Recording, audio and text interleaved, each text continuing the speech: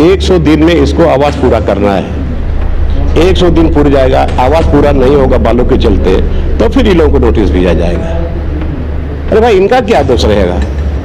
ये तो दोष नहीं किया, ये तो सरकार की गलती है कि आपने बालू नहीं दिया, जिसके चलते इसका आवास अधूरा है या सरकारी आवास अधूरा है। सरकार जितना भी काम चला वो भी अधूरा पड़ा हुआ।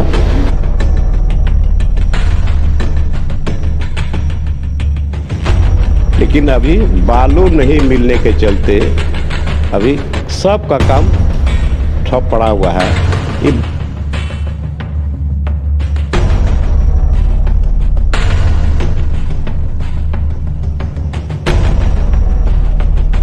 12,000 से 15,000 CFT में बालू नहीं मिल पा रहा है। पत्थर का उद्योग बंद पड़ा है। लोगों को अपना घर ढलाई करने के लिए वो गिट्टी नहीं मिल रहा है। परेशान है पब्लिक, पूरा त्राहिमाम है। और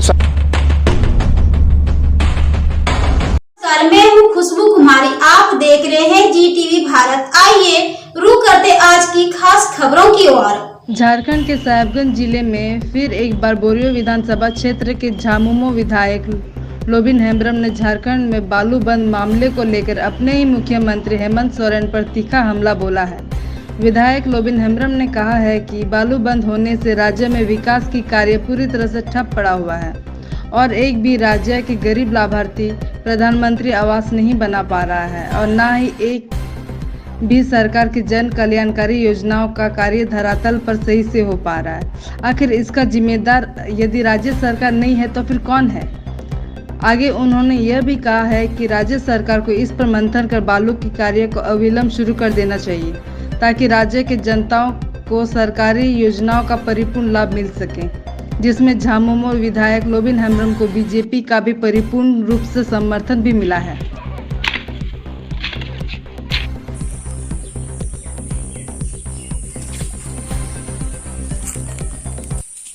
अभी चारों तरफ से ये खबर आ रही है कि हम लोगों को तो आवास मिला है, काफ़ी लोगों को आवास मिला है यहाँ, और अभी तक किसी ने थोड़ा सा लिंटर तक भी नहीं पहुँचाया, किसी ने प्लिंथ लेवल का काम किया।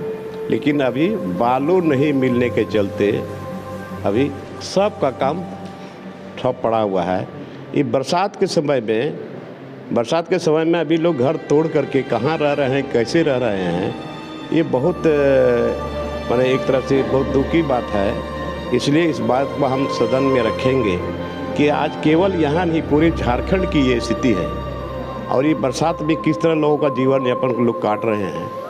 और कम से कम ये तो हमने डीसी को भी कहा था। डीसी बोला कि विधायक जी यहाँ मुश्किल है, अभी NGT लगा हुआ है, हम नहीं उपलब्ध करा सकते हैं। तो इस बात को हम सदन में रखेंगे कि ये झारखंड में ये स्थिति है, चाहे वो सरकारी आवास बन रहा हो या प्रधानमंत्री आवास बन रहा हो। ये बहुत दुख की बात है। इसलिए आज लोगों को हमने आश्वासन दिया है, उपाय भी नहीं है, अभी बहुत कष्टमय जिंदगी लोग जी रहे हैं। तो ये तो सरकार की जिम्मेदारी है, सरकार को उपलब्ध कराना है बालू, और नियमतः 100 दिन में इसको आवास पूरा करना है। 100 दिन पूरा जाएगा, आवास पूरा नहीं होगा बालू के चलते, तो फिर इन लोगों को नोटिस भेजा जाएगा। अरे भाई, इनका क्या दोष रहेगा? ये तो दोष नहीं किया, ये तो सरकार की गलती है कि आपने बालू नहीं दिया, जिसके चलते इसका आवास अधूरा है या सरकारी आवास अधूरा है। सरकार जितना भी काम चला वो भी अधूरा पड़ा हुआ। हम लोगों ने जो अपना PCC दिया है विधायक निधि से, वो शिलान्यास हम लोग कर चुके हैं, लेकिन बालू नहीं रहने के चलते PCC का ढलाई नहीं हो पा रहा है। वह शांति समिति के बैठक के बावजूद लोगों में एक सरकार के प्रति आक्रोश था। सरकार वर्तमान परिस्थिति में जहां भी रहती है, जो व्यवस्था चला रही है, इसके चलते आम जन को बड़ी परेशानी है। आप देखते होंगे साहेबगंज जिला में गरीब अपना घर नहीं बना पा रहा है। 12,000 से 15,000 CFT में बालू नहीं मिल पा रहा है। पत्थर का उद्योग बंद पड़ा है। लोगों को अपना घर ढलाई करने के लिए वो गिट्टी नहीं मिल रहा है। परेशान है पब्लिक, पूरा त्राहिमाम है। और सरकार खाली फीता काटने, शिलान्यास का बहाना पर्यटन में लगा हुआ है। इसको गरीब के बीच में जाने का तो अवसर है नहीं, और यही परिस्थिति रहा तो बहुत जल्दी ये सरकार के लोग और सरकार के जितने भी तंत्र हैं, गरीबों के बीच जाना इनका मुंह नहीं रहेगा। इसलिए सरकार सचेत हो जाए, गरीब की आवाज़ सुने और जो उद्योग धंधा बंद पड़ा है उसको चालू करे, बालू का संकट को दूर करे, गरीबों के कल्याणकारी योजनाओं को गरीबों तक पहुंचाए। बहुत भुखमरी की स्थिति बनी हुई है, सभी विषयों में बिचौलियावाद हावी है, सब लोग अपने हिसाब से काम चला रहे हैं और सरकार राजस्व का नहीं होना, खजाना खाली होना का एक नाटक कर रही है। जो भी सरकार अभी फीता काट रही है, यह भारतीय जनता पार्टी का देन है कि ये सरकार को फीता काटने का मौका मिल रहा है। वरना अगर भारतीय जनता पार्टी की पूर्व की सरकार नहीं रहती, ये सरकारी नारियल फोड़ने के लिए भी तरस जाती। यह स्थिति है। इसलिए सरकार से आग्रह करते हैं कि सरकार सचेत हो जाए, गरीबों के कल्याण के विषय में सोचे, उद्योग धंधा बंद पड़े हुए हैं उसको चालू करे ताकि यहाँ भुखमरी को दूर किया जा सके। लेकिन एक तरफ तो राज्य सरकार पूरे झारखंड में कार्यक्रम चलाकर नए नए जन कल्याणकारी योजनाओं की सौगात दे रहे हैं। हमने पहले बोला ना भाई साहब, ये भारतीय जनता पार्टी का पुराने कामों का सिर्फ फीता काट करके, नारियल फोड़ करके अपना इतिश्री कर रही है। ये सरकार कहाँ पर आपने देखा, यहाँ सड़कों की हालत देख लीजिए। जो भारतीय जनता पार्टी के रीजन में सरकार बनी और वो जो सड़कें बनी, आज उस पर चिप्पी नहीं लग रहा है। ये सरकार एक ही कंक्रीट का एक रोड़ा नहीं डाल पा रहा है। आज जो 6 लेन रोड आपको साहेबगंज में बनता हुआ दिख रहा है, यह किसका देन है?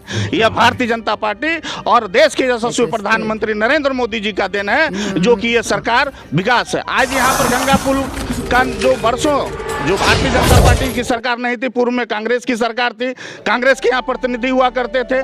हम लोगों ने 50 साल का उम्र पार कर दिया और सिर्फ यही सपना देखते देखते आंख पथरा गया था कि साहेबगंज में भी कभी गंगा पुल होगा।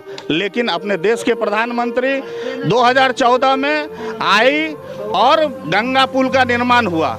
वरना ये सरकार से आग्रह करते हैं कि अभी भी समय है, सचेत हो जाइए और गरीबों का कल्याण के विषय में सोचिए। उद्योग धंधा बंद पड़ा है उसको चालू कीजिए, बालू का संकट को दूर कीजिए। आज इतना ही, खबरों का सिलसिला जारी है। आप बने रहिए जी टीवी भारत के साथ। नमस्कार।